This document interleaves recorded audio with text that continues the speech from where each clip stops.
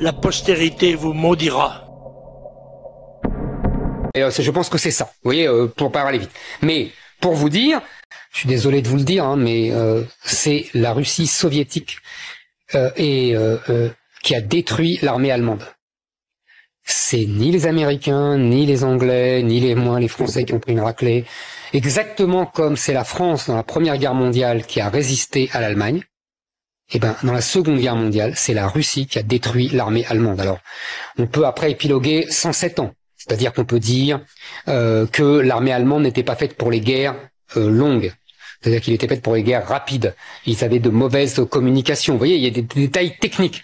Mais il n'empêche que c'est la Russie soviétique qui a détruit l'armée allemande, comme c'est la Russie qui a détruit l'armée de Napoléon. En fait, j'avais lu ça dans Raymond Aron, il disait il y a eu deux grandes armées. La plus grande armée du siècle, du 19e siècle, c'est celle de Napoléon. La plus grande armée du 20e siècle, c'est l'armée allemande d'Hitler. Et à chaque fois, c'est la Russie qui a détruit cette meilleure armée du monde. Voilà. Ça, c'est une chose fondamentale. Il faut jamais oublier ça. Vous savez, d'ailleurs, en 45, il y avait un sondage, on a demandé aux Français, vous savez ce que je vais dire, ouais.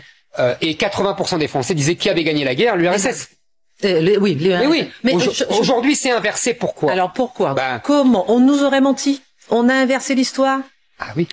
On a inversé l'histoire? Oui. On a réécrit l'histoire? Oui, et pour nous, en fait? Oui, exactement. Alors, c'est simple. Guerre froide. Donc évidemment, tout de suite, on dit l'URSS, c'est le nouveau diable. Il remplace l'Allemagne. Bon. Puis le plan Marshall. Les Américains nous aident, nous déversent des millions et des millions de dollars pour acheter leurs produits. Donc on adore les Américains. Bon, c'est humain. Troisièmement, le plus important, Hollywood. Hollywood a fait croire que ce sont les Américains qui ont gagné la guerre, comme d'ailleurs Hollywood, dès les années 30, faisait croire que c'était les soldats américains arrivés en 17 qui avaient battu l'Allemagne. C'est la même histoire, ils font toujours la même chose.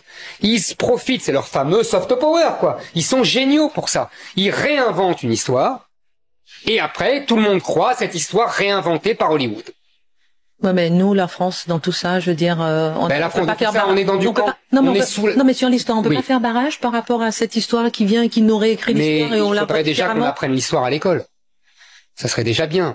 Pendant longtemps, la France a fait barrage, vous ne croyez pas si bien dire. Ah oui. Bien sûr. Dans les années 60, l'alliance, en gros, politique entre les gaullistes et les communistes. Ils étaient liés par une chose, l'anti-américanisme.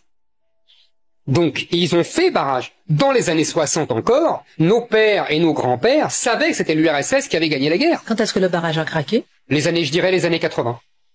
La conjonction entre la fin de l'enseignement de l'histoire sérieuse dans les écoles et la fin du duopole gaulo-communiste remplacé par les libéraux d'un côté à droite et les socialistes de l'autre. Je pense que c'est ça. Vous voyez, pour pas aller vite.